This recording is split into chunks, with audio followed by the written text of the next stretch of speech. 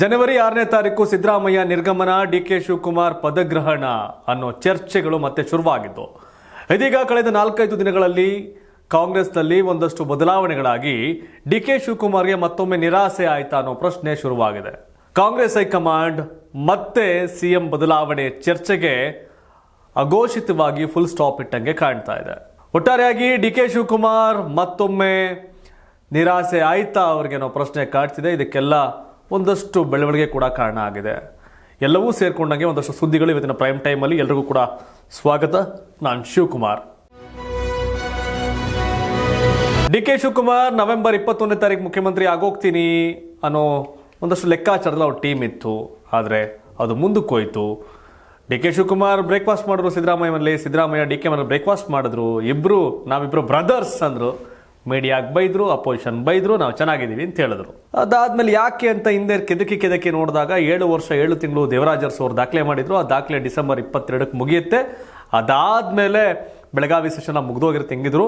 ಆಗ ಜನವರಿ DK Shivakumar lucky number 6, ಜನವರಿ 6ಕ್ಕೆ ರಾಜೀನಾಮೆ ಅವರು ನಂತರ ಬರ್ತಾರೆ ಅನ್ನೋ ಲೆಕ್ಕಾಚಾರಕ್ಕೆ ಒಂದಷ್ಟು ನಾಂದಿ ಆಡಿದ್ರು. ರಾಮನಗರ MLA ಇಕ್ಬಾಲ್ ಹುಸೇನ್ ಸೇರಿದಂಗೆ.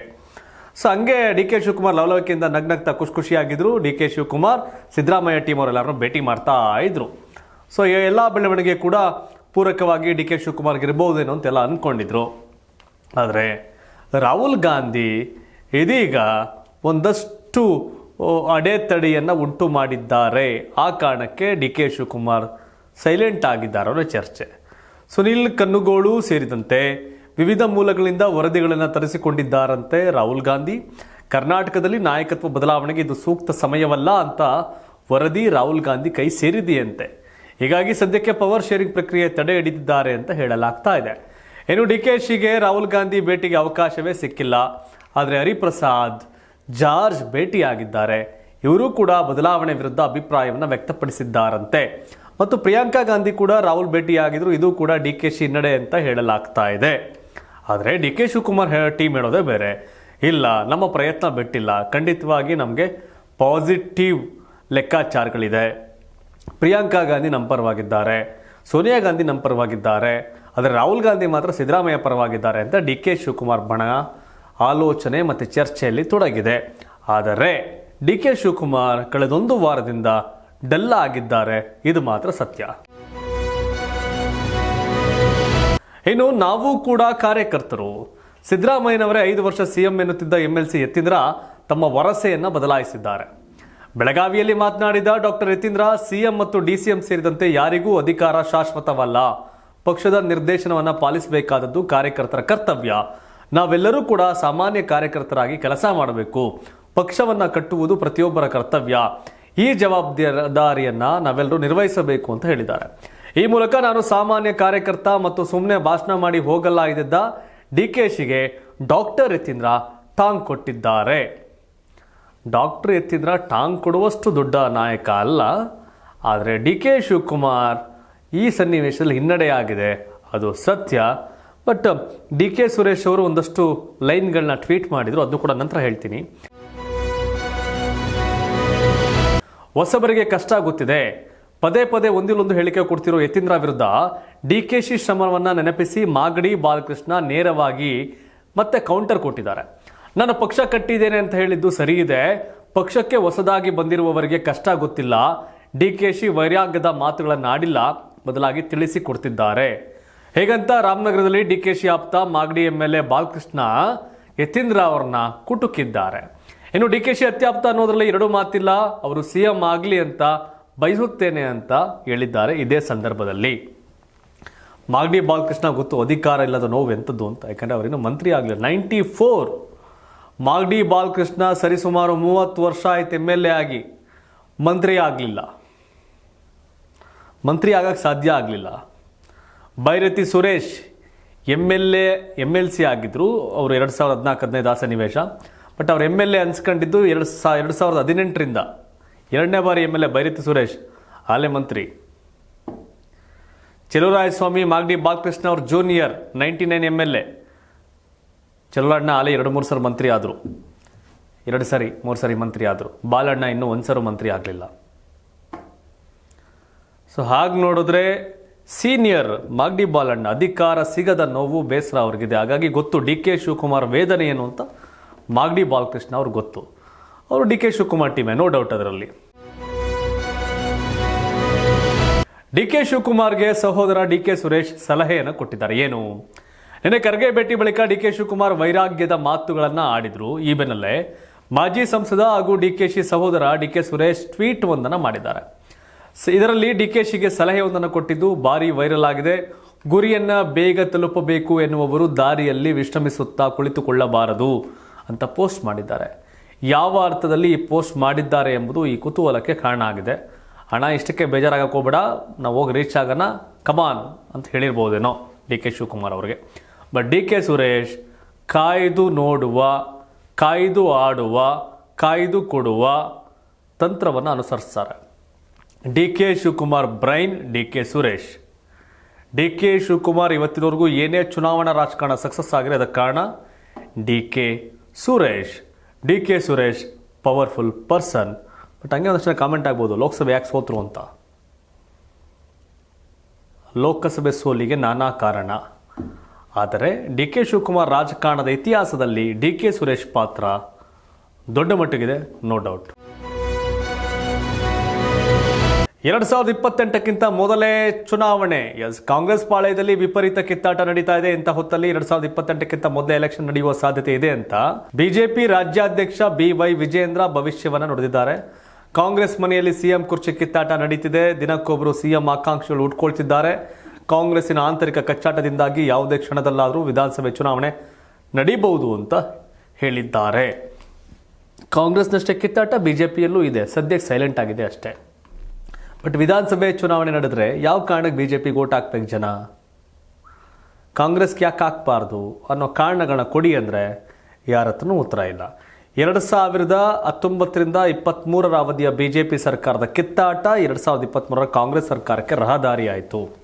2008ರಿಂದ 2013ರ ಬಿಜೆಪಿ ಸರ್ಕಾರದ 3 ಮುಖ್ಯಮಂತ್ರಿಗಳ ಅವಧಿ 2013 ಸಿದ್ದರಾಮಯ್ಯ ಮುಖ್ಯಮಂತ್ರಿ ಆಗಲಿಕ್ಕೆ ಕಾರಣ ಆಯಿತು.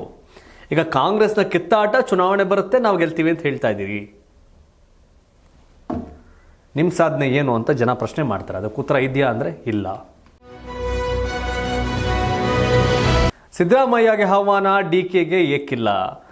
ದೆಹಲಿಯಲ್ಲಿ ಕಾಂಗ್ರೆಸ್ ಕಾರ್ಯಕಾರಿಣಿ ಸಭೆ ಇದೆ. ಸಿಎಂ ಸಿದ್ದರಾಮಯ್ಯಗೆ ಆಹ್ವಾನ ಬಂದಿದೆ. ಉಳಿದಂತೆ ರಾಜ್ಯದಿಂದ CWC ಸದಸ್ಯರಾದ ರಾಜ್ಯಸಭಾ ಸದಸ್ಯ ಸೈಯದ್ ನಾಸಿರ್ ಹುಸೇನ್, ಮಾಜಿ ಸಿಎಂ ವೀರಪ್ಪ ಮೊಯ್ಲಿ ಮತ್ತು MLC BK ಹರಿಪ್ರಸಾದ್ ಪಾಲ್ಗೊಳ್ಳಲಿದ್ದಾರೆ.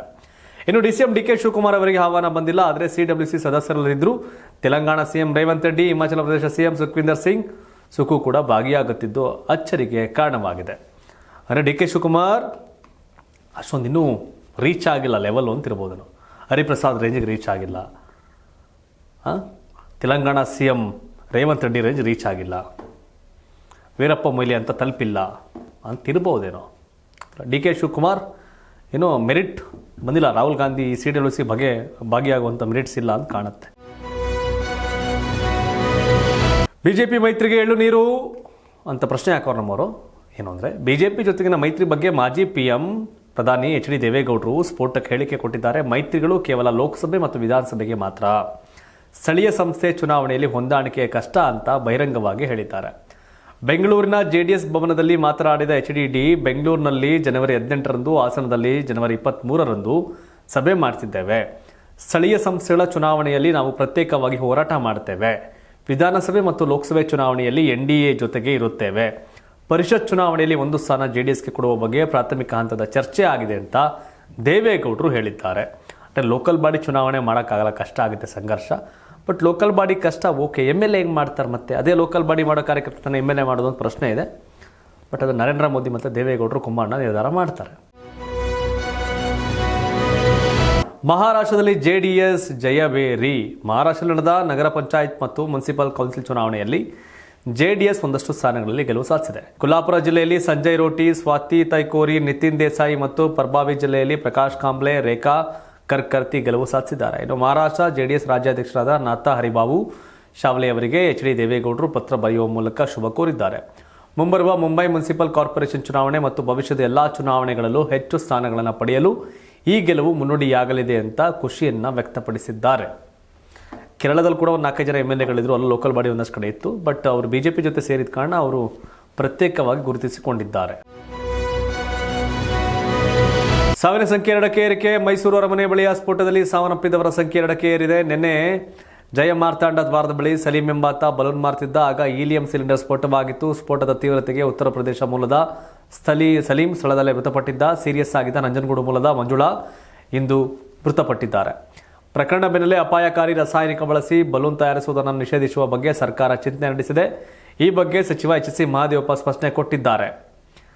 ದುರಂತ ಇದು. ಈ ಥರದನ್ನ ಫಸ್ಟ್ ಕಂಟ್ರೋಲ್ ಮಾಡಬೇಕು. ಯಾಕೆಂದರೆ ಬಲೂನ್ ಮೊದಲು ನಾವು ಬಾಯಲ್ಲಿ ಓದ್ತಿದ್ವಪ್ಪ ಎಲ್ಲ, ಆ ಥರ ಇತ್ತಿನೊಂದಿನ ಪಂಪ್ ಮಾಡೋದು ಇವೆಲ್ಲ ಇದೆ. ಬಟ್ ಇದು ಯಾಕೆ ಏನು ಗೊತ್ತಿಲ್ಲ. ಫಸ್ಟ್ ಇವೆಲ್ಲ ಬ್ಯಾನ್ ಮಾಡ್ಬೇಕು ಇವನ್ನ.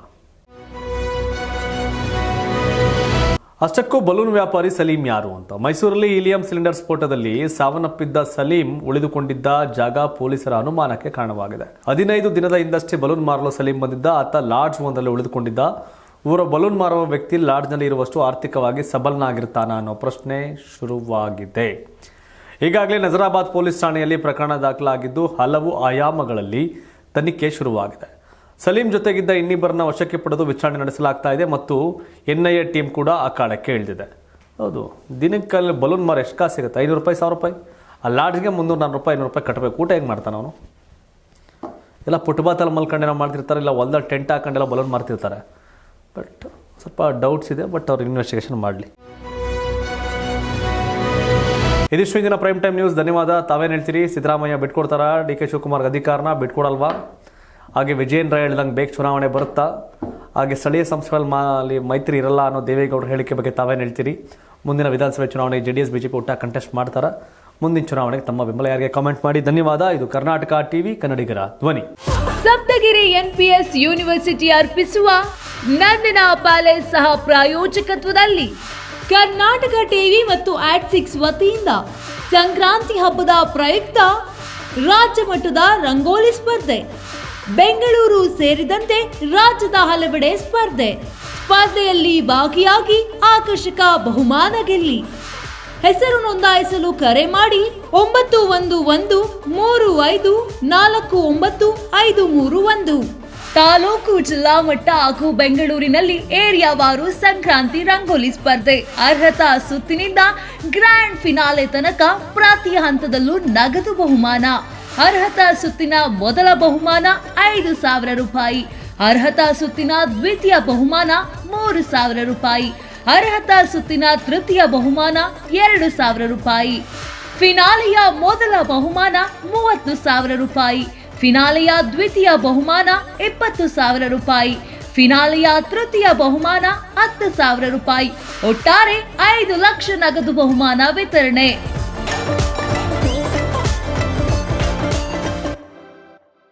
ಯಾರಾಗ್ತಾರೆ MLA ಅಭ್ಯರ್ಥಿ? 2028 ಶೀಘ್ರದಲ್ಲೇ. ಪ್ರತಿದಿನ ಒಂದೊಂದು ಕ್ಷೇತ್ರದ ಟಿಕೆಟ್ ಆಕಾಂಕ್ಷಿಗಳ ಸಂಪೂರ್ಣ ಮಾಹಿತಿ ಪೊಲಿಟಿಕಲ್ ಜರ್ನಲಿಸ್ಟ್ KM ಶಿವಕುಮಾರ್ ಅವರಿಂದ. ಕರ್ನಾಟಕದ ನಂಬರ್ 1 ಡಿಜಿಟಲ್ ಮೀಡಿಯಾ ನಿಮ್ಮ ನೆಚ್ಚಿನ ಕರ್ನಾಟಕ ಟಿವಿಯಲ್ಲಿ ಮಾತ್ರ.